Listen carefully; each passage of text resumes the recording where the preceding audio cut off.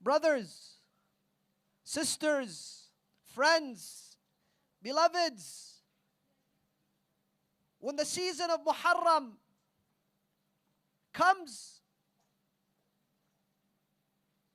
we must utilize the minbar of Abu Abdullah al-Hussein, the universal pulpit of Imam Hussain,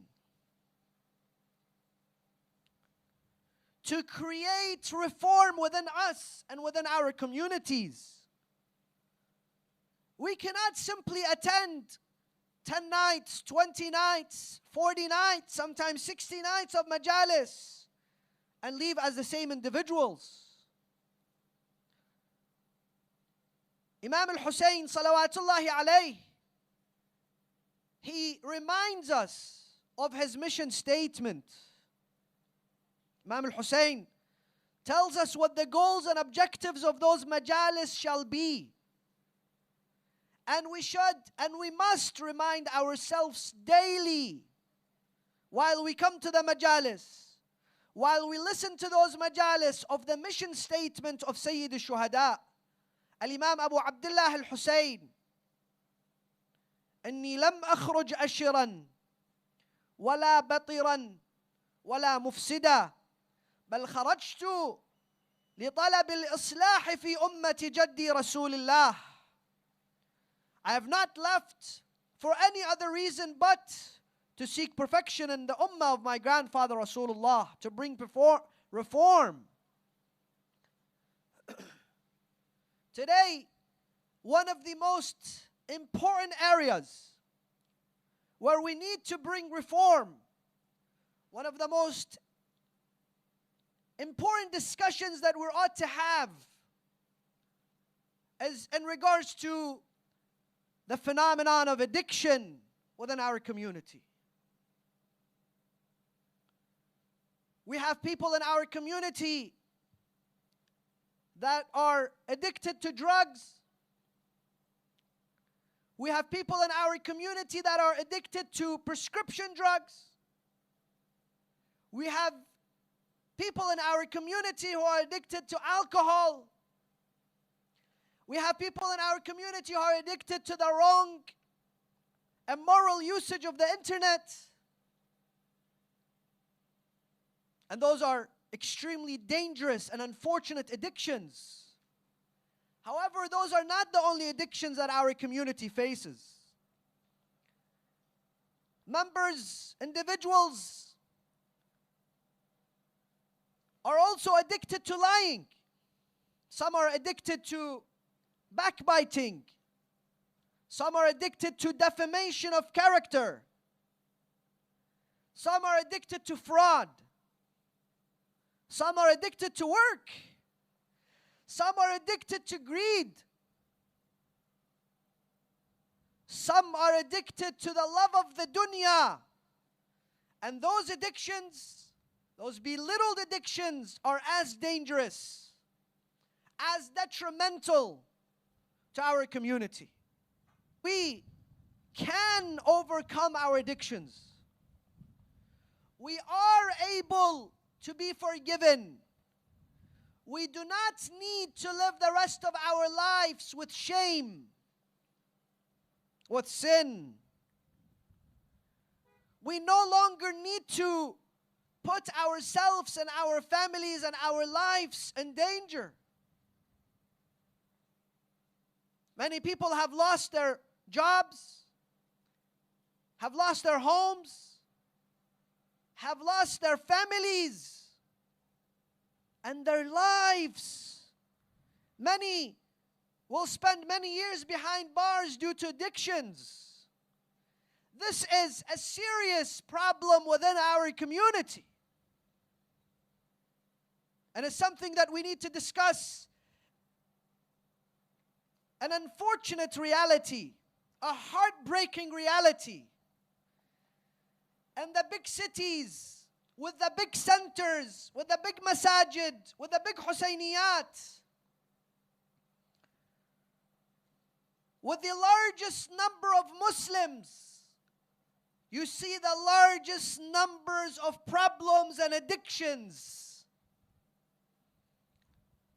and one of the cities in America, the largest concentration of Muslims in America.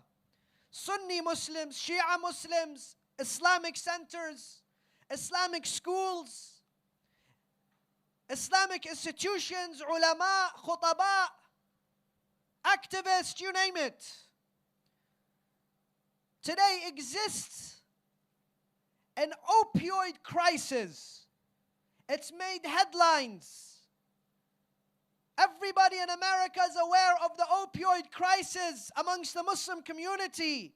Some reports speak of 20 youth that lose their lives every year to the opioid crisis, to the opioid addictions. Our youth, our youngsters, our beloveds, we have to pick them up from the streets on their backs and put them in their coffins. Using drugs, dealing drugs, losing their lives on drugs. In some of the cities here, they have become the biggest drug lords, selling drugs to their own kids and neighborhoods. They're creating gangs and violence. Allahu Akbar. Yet, we still don't want to talk about this. We still don't want to bring awareness.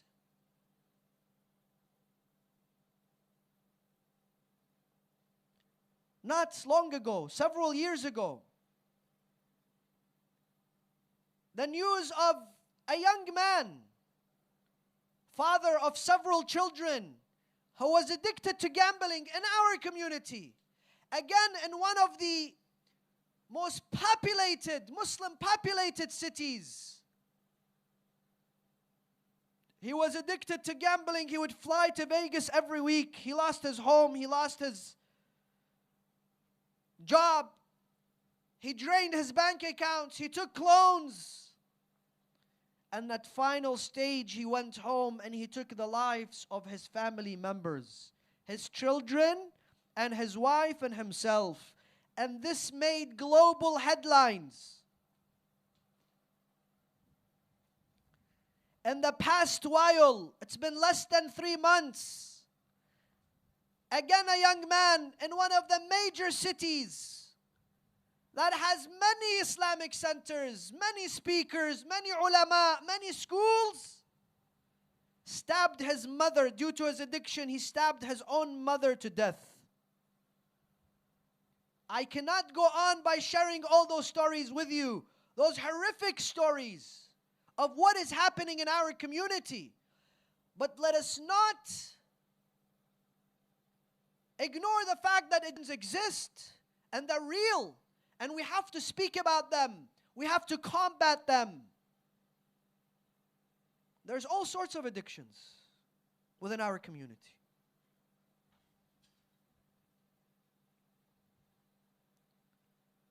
Number 2, the glamorization of addictions. Brothers, sisters, once you have chosen to live in the West, whether you're in America, whether you're in the Great Britain or Australia, different parts of Europe, you must also realize that in this society, morality and ethics, the basic principles of humanity are being jeopardized, are being challenged. The glamorization of addictions is all over the media. Look at the music today. Music that me and you may not even be aware of. But your children, listen to them.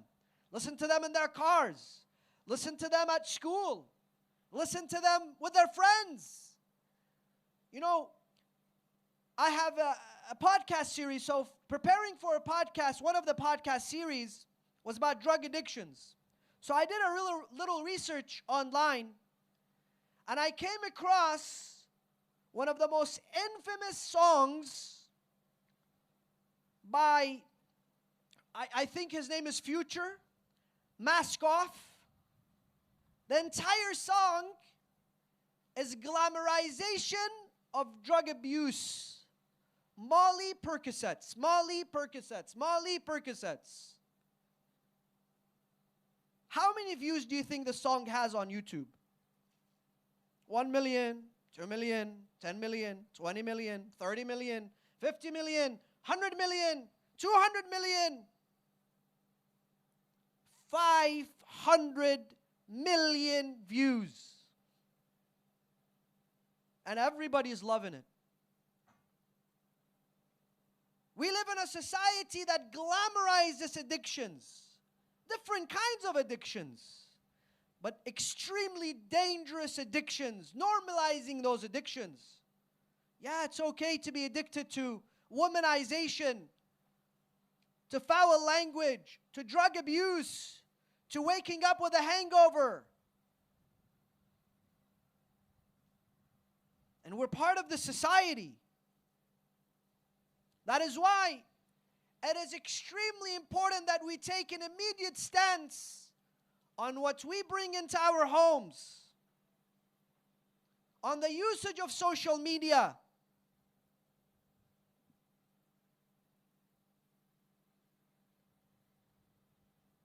We have to be able to create platforms. Social media is not something we can escape. And social media can also be used in a positive manner. You might be saying, Sayyid, what, you're on Instagram. You're also on YouTube. Yes, there is a team of dedicated volunteers that are doing their best to rebuttal, to fill a void that I am proud to work with. Today, this lecture can be seen and witnessed by people all over the world, thanks to social media.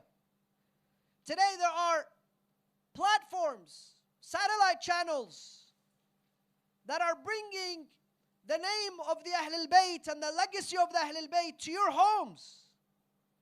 Appreciate them, support them, because they're trying to fill that gap, that void.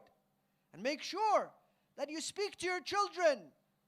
Make sure that you, as adults, have control over your social media addictions. Number 3, what are the causes of addictions within our communities? Why we have found that many of our youth have gone towards addictions.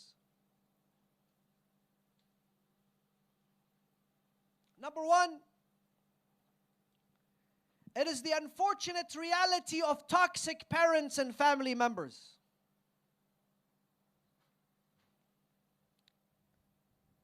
The way that some of the parents, uncles, grandparents, family members deal with children, youth and young adults, the way they behave with them, the way they speak to them, the way they belittle them is unacceptable. And if you go and you do a survey amongst those youth who are suffering from depression, from loneliness, from anxiety, are addicted to different acts or substances that are destructive, you find that it is due to the fact that they are surrounded by toxic family members and toxic parents. Rasulullah and the Ahlul Bayt have taught us the mannerism of speaking and engaging with our children. When you speak to them with kindness, with love. Every time you refer to them, use the word of Habibi, my John, my beloved, my son. We're not willing to speak of those topics and discuss them. We believe they are taboos. They don't exist in our communities. We might as well just speak of the fada'il of the Ahl al-Bayt, the manaqib of Ahl al-Bayt, the masa'ib of Ahl al-Bayt. But we forget the reality that we must face on daily basis. Brothers, sisters, elders, organizers, Imam Hussain, as a man who did not only bring the pious and the righteous, such as Habib ibn Madahir and Ali al-Akbar, Imam Hussain looked beyond the four walls. Today we only think of who's in the masjid, who's in the Husayniyah, within the four walls. We don't care about those who are outside, those who are suffering, those who are suffering from depression and addiction and alcohol and drugs. We don't care about them. We care about who's in front of me. More important, brothers and sisters, discussion, I believe, is the belittled addictions. There are some addictions that are overlooked. Drugs, alcohol, those are what we perceive as addictions. So if I'm not doing that, alhamdulillah, I'm fine. But there are worse addictions in our community. Because the ones that do drugs, they harm themselves. Alcohol, they harm themselves. But we have people in our community addicted to different things. I cannot mention all of them. I would like to mention the most important of them. Listen, number one is work. We have people who are insanely addicted to work. They treat their homes like a bed and breakfast motel. He shows up at night, sleeps, wakes up the next day, takes a shower, and he has breakfast and he leaves. That's it. 6 days a week. And the 7th day, he relaxes. He goes out with his friends, plays golf. Why? Because I want to hit my first 10 million, my first 5 million, my first 1 million in my bank account.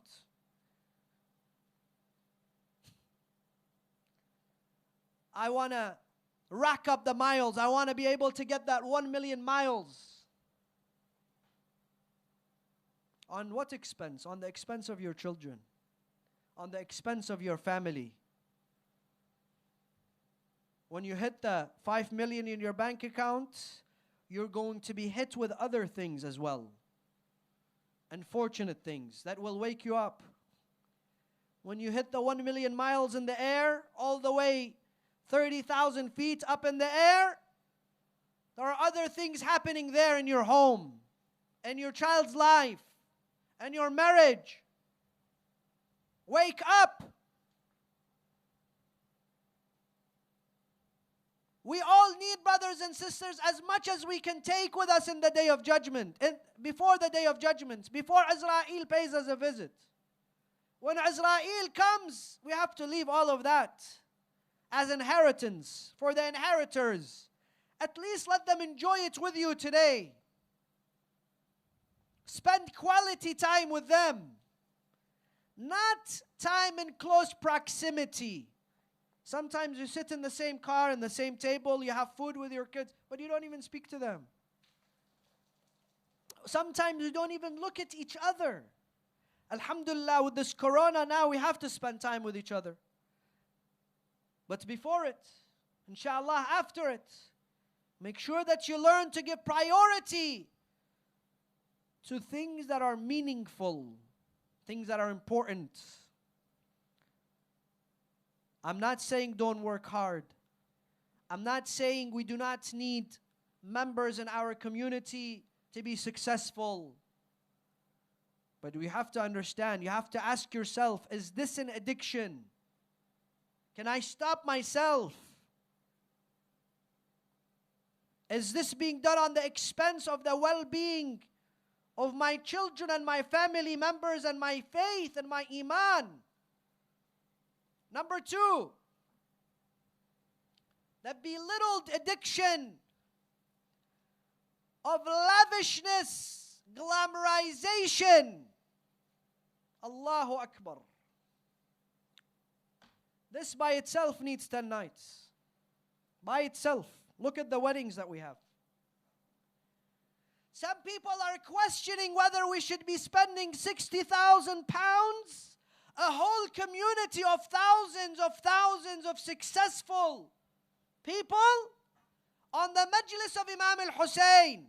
But nobody questions one night a wedding that spends 100,000 pounds. Isn't this shameful? When are we going to wake up?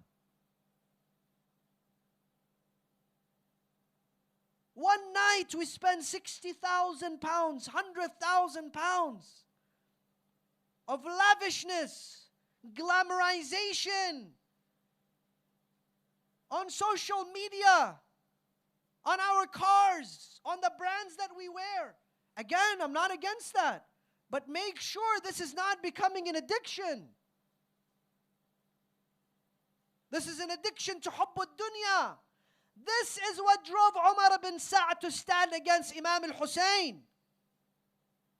He was overtaken by the glamorization of hukm al-ray, mulk al-ray.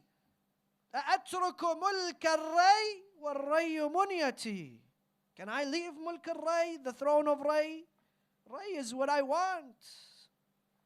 How many likes do we get on that picture of our wedding day when we blew away 50,000 pounds?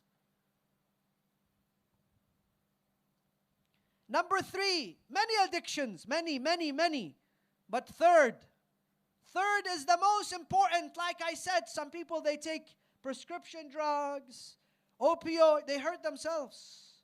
But we have people who are addicted to the assassination of the character of others. Character assassination, defamation of character. And to them, sometimes they do this in the name of God. In God's name, they will defame others, expose others, hurt others.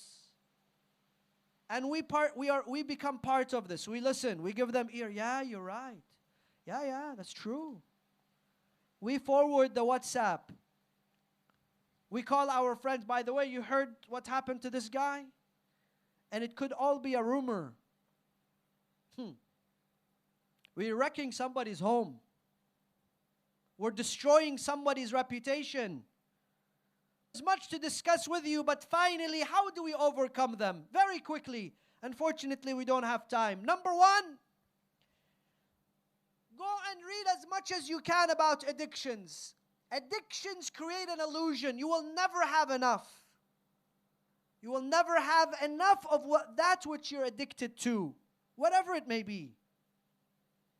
Because this heart is fooled. You fool yourself, you fool your mind, you fool your heart, and you have money, then you want more. And this heart is now being misled. This mind is now being misled. How many cars? 5 won't be enough. How many homes? 10 won't be enough. $5 million? Wallahi, it would not be enough. Until you do one thing. It's not easy, but it's doable. You wash this part, you remove the dunya, and there you place Allah. Ala bi dhikrillah. Ala bi dhikrillah. تطمئن القلوب. Allah says, لا تسعني أرضي ولا سمائي. The heavens, the earth will not occupy me. ولكن يسعني قلب عبدي المؤمن. The heart of the mu'min can occupy me. Put Allah in this heart. Imam al-Hussain was addicted to Allah, to hubbullah, to dhikrullah. And his most difficult moments, what was he saying? Seek help with recitation of the Quran. This Quran that is abandoned will help you if you read the book.